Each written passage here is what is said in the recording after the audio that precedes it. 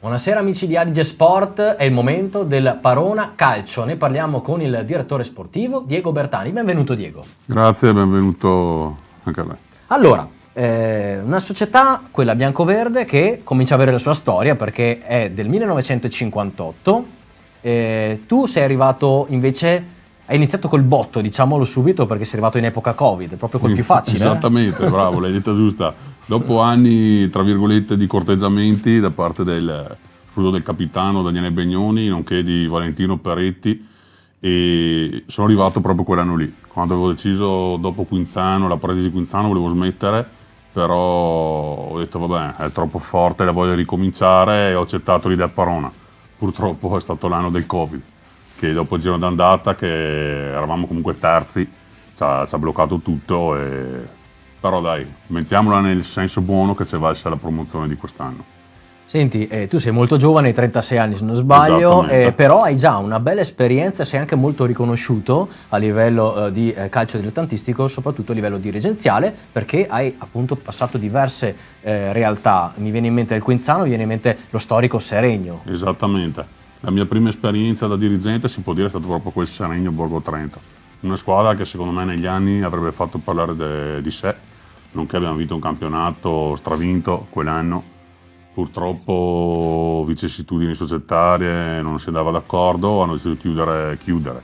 I giocatori, il gruppo Zoccolo Duro di andare via, il mister esonerato, e insieme abbiamo deciso 5-6 ragazzi di andare all'Avesa, dove lì abbiamo preso il primo anno ai playoff una prima categoria e dopo la salvezza l'anno dopo. Allora, non ti sei spostato tanto perché Parona è lì vicino. No, ho sempre girato, bravo. E tra l'altro Avesa, Parona, ho sempre girato zona vicino casa. Che conosci molto bene, Esatto. e siete in prima categoria, una buona categoria per quella. Siamo in prima categoria, è una realtà. buona categoria, sinceramente, lo posso dire. Comunque trovi squadre abbastanza preparate, vedi il Pastrengo, vedi San Perito, vedi il Malcesine, il Pedemonte, che secondo me è una delle squadre che ho visto finora più forti del Girona, che mi ha impressionato di più, però anche dietro c'è da lottare. L'idea, eravamo partiti noi per fare una seconda categoria con una squadra a provare ad arrivare almeno nelle prime 2-3, e dopo c'è stato questo ripescaggio, la squadra l'abbiamo confermata, non abbiamo stravolto niente,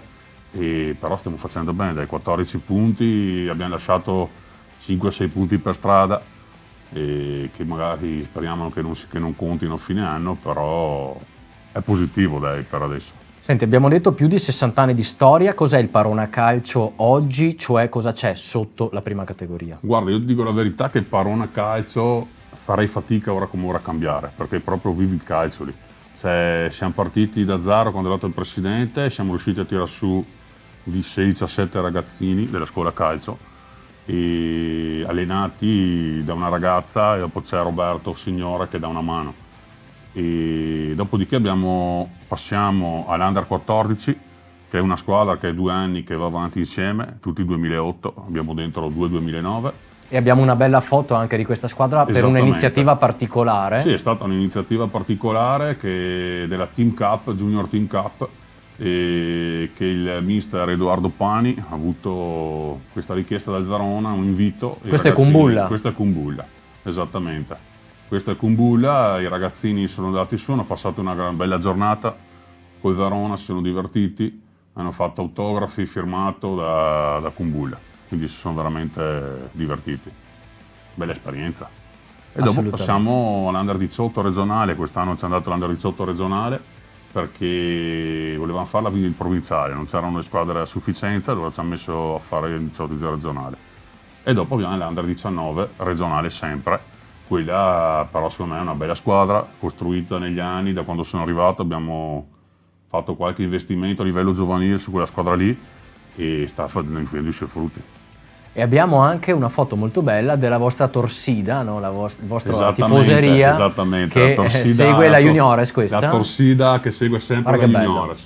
In caso di trasferta loro sono tutti amici dei giocatori che vanno in campo e vengono lì al campo del Palloni Life e vengono a sostenerli sempre. Sono veramente molto numerosi e rumorosi. Ascoltami, una società anche, tra virgolette, non numerosissima come la vostra, ma che con coraggio è ripartita da zero, è fatta comunque da persone. Ci sono 2 persone particolari che operano e che qui vediamo in una foto molto goliardica, no? Vorrei citarli perché sono sempre quelli che sono dietro le quinte e non vengono mai citati, che sono comunque Valentino Peretti e Adriano. Adriano e Valentino sono 2 che comunque a Parona li trovi sempre, puliscono la casetta, vanno nel campo, tagliano l'erba, fanno le righe, fanno un po' tutto. Quindi se non ci fossero loro, se sarebbero loro, forse nel Parona andrebbe meglio. Non solo il Parona, tutte le società. Penso che ogni società dovrebbe veramente togliersi il cappello di fronte a queste persone. Bravo. Che sono anche sempre molto umili, no? Sono molto umili perché comunque loro dicono che non fanno niente e invece fanno tanto, perché se non ci fossero loro, lava le maglie. Fai la linea del campo. Tutto, esattamente, se non ci fossero loro... Ecco, e poi io farei una menzione particolare anche per il vostro segretario. Ma noi esattamente, il segretario tra virgolette a Parona lo stiamo cercando da 2 anni, però c'è un signore che è Rinaldo Pinaroli, nonché responsabile anche della prima squadra, che segue la prima squadra ovunque, che fa il segretario, si fa da segretario, fa tutto, sa praticamente tutte le regole della federazione. Il ruolo più delicato che esista. Il ruolo più delicato che esista. Quindi bisogna ringraziare veramente Rinaldo e vorrei anche fare una menzione per Sartori. Anche Sartori, lui segue la Juniores, però non sbaglia, non fa mancare mai nulla. E abbiamo anche un'altra bella foto con cui chiuderei, che è quella con il campo grande e tutti questi ragazzi. Cos'è questa iniziativa? Raccontaci, esatto, proprio quella. Allora, il Parona, praticamente quando è arrivato il presidente Guardini, tiene molto anche il sociale.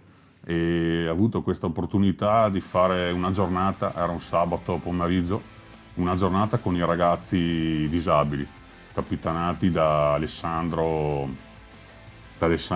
Pighi, che è ex Cavaillon, e è stata una bella soddisfazione, veramente. Sono andati lì, hanno fatto 4 tiri a pallone e loro hanno spiegato la sua realtà, le sue esperienze, di quelle che hanno avuto. Però dai, è stata una bella iniziativa, quindi noi teniamo molto anche a questo. E allora, in bocca al lupo anche perché avete bisogno di ricreare, no? la piramide dalla base. Esattamente, bisogna ricreare dalla base, non è facile al giorno d'oggi.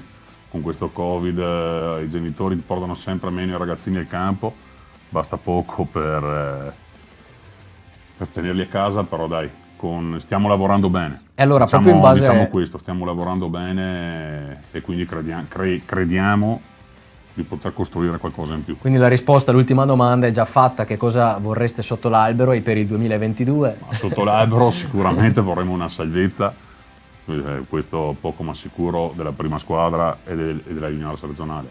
Dopodiché crescere ancora con la filiera, crescere, perché a Parona, dico, si sta bene. Cioè a Parona si respira calcio, abbiamo un campo di allenamento, abbiamo un campo a 9 fatto nuovo, abbiamo un campo 11 giù in erba dove gioca la prima squadra, abbiamo un bel tappeto.